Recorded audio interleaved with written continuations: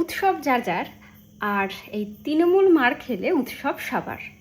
আজকের যে ঘটনাটি ঘটেছে এটা কোনো বিচ্ছিন্ন ঘটনা নয়, আসলে এটা চরম সত্যের একটি প্রতিফলন।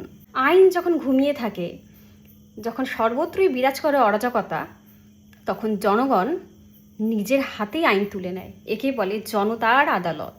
আজ আমরা দেখতে পাচ্ছি বাংলার স্বঘোষিত প্রাক্তন যুবরাজ, তার ওপর কাঁচা ডিম ছোড়া হচ্ছে এবং জনগণ তাকে ধোলাই দিতে আসছে। কি ধোলাই দিতে? আর এছাড়া এর আগে আমরা দেখেছি যে তৃণমূলের যত বিধায়ক আছে কাউকে দড়ি দিয়ে পেছনে ঘোরানো হচ্ছে বেঁধে।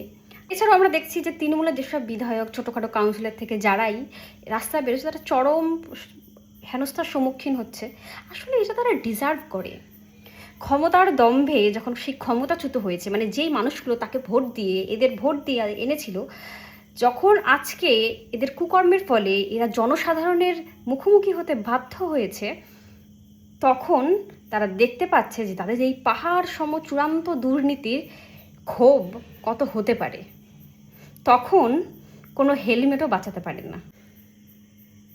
ইতিহাস সাক্ষী আছে, দুর্নীতিপরায়ণ অত্যাচারিত শাসকের পরিণতি ঠিক এই হয়।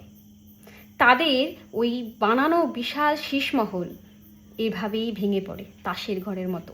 ক্ষমতার চেয়ারে বসে যারা ভাবেন যে তারা ঈশ্বরের চেয়েও বড়, জনগণের সাধারণ মানুষের টাকা লুট করে যারা ভাবেন তারা চিরকালই প্রাসাদে বসবাস করবেন, তাদের টিকিটুকুন নাগাল কেউ পাবে না, কেউ তাদের ছুঁতে পারবে না, আজকের এই ঘটনাটি তাদের জন্য একটা জ্বলন্ত হুঁশিয়ারি।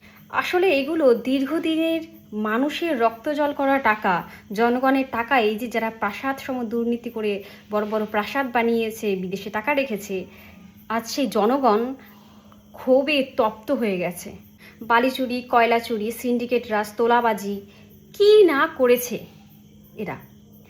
আর এই যে আজকে এদের উপর যে ডিমটা ছোড়া হচ্ছে, এটা বহু মানুষের কান্না, বহু মানুষের, যখন মানুষ চোখের জল ফেলে এতে পরিত্রাণ চেয়েছে, যেই অন্যায়গুলো হচ্ছে আপনারা দেখুন আমাদের সাথে, এরা তখন ক্ষমতার দম্ভে বুঁদ হয়েছিল।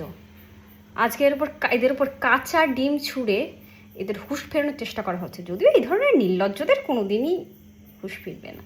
আজও যারা দুর্নীতি করে, পাহাড় প্রমাণ দুর্নীতি করে শান্তিতে ঘুমাচ্ছেন যে আমাদের টিকিটুকু কেউ পাবে না, এটা তাদের জন্য একটা হুঁশিয়ারি, বা এর থেকে বেশি শোচনীয় হবে।